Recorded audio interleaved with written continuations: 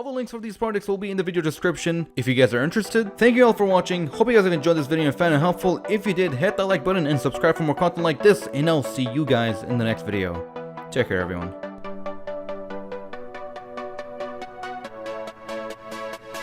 From the front, we can see that it uses a simple clip mechanism for mounting your phone that is well padded on both ends, 4 rubber pads to keep your phone from sliding around, along with a simple arrow centering guide right on top of here.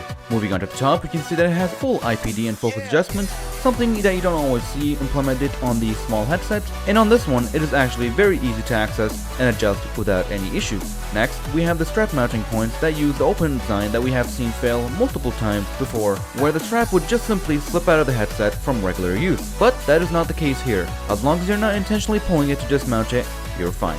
Speaking of the strap, it is actually pretty comfortable even though it uses buckles for mounting, which again we have seen fail before on the Uninoton and the Emotion XD, since they only had one buckle for the sides. But on the other hand, in this headset we have 3 buckles, 1 for each side, and the advantage of using buckles over velcros in this case, there are absolutely no hard edges anywhere that dig into the side of your head or occasionally into your ears. Speaking of ears, the strap sat very comfortably on top of my ears, perfectly unlike other headsets. The benefit of that is not only it is comfortable, but it won't get irritating unlike some other headsets, which allows you to comfortably put on your favorite pair of headphones or earbuds without any restriction.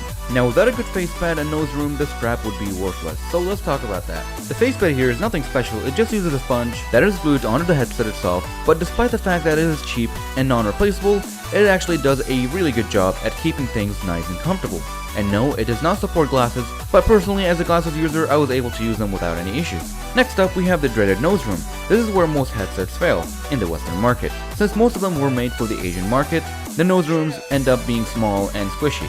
And guess what, on this one, it passes with flying colors. My average sized nose sat very comfortably without feeling any restrictions whatsoever, with room to spare, where I was able to fit in my index finger in the leftover space between my nose and the headset itself. And finally we have the lenses. Now the lenses here are nice and sharp, with very minimal distortion around the edges, but there is a reason for that. This thing has a field of view of about 80 degrees. It is kinda similar to the Bobo VR Z3, which was very memorable for its ultra tack sharp lens. On my LG G4 phone that has a 1440p 5.5 inch display, everything was ultra sharp and there was virtually almost no screen door effect whatsoever.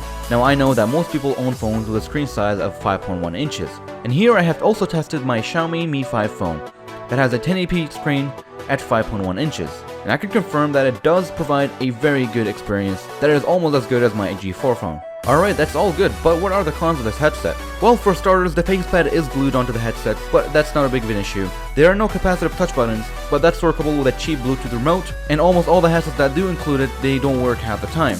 But really, the only other main issue that I see is the strap itself. It will detach if there was a large amount of excessive forces applied.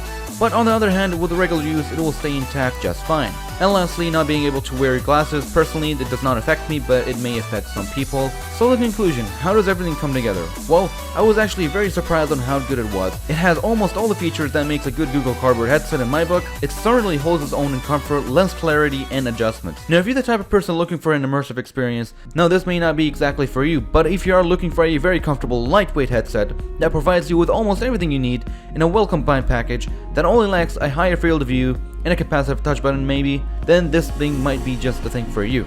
Now who do I really think will ultimately benefit from this thing? Well, people who want to watch movies or shows on the go, or even gaming, without having the usual bulk that some all-in-one headsets have, and especially, if you're a frequent traveler, you will definitely appreciate this headset for being lightweight and allowing you to pass your boredom on an electronic banned flight. That's right, if you have not heard, airliners are starting to ban all electronic devices except for smartphones and medical devices such as pacemakers. So if you're the person who's looking for a solution to that ban and do not want to carry any large headsets, then this thing is definitely for you. And if you're still holding it back for a headset because you're also looking for an excuse to get a new phone or want a dedicated smartphone for VR, then the Xiaomi Mi 5 phone might be the perfect phone to go along with this headset, if you're looking to watch movies and do a bit of gaming as well. Since this thing has got the looks, a great display, processing power, and most importantly being lightweight, which combined with this headset will provide you with a great experience, totaling at just under 300 grams. And that is pretty much it guys. This was a great headset that has surprised me and has proven itself to be worthy so good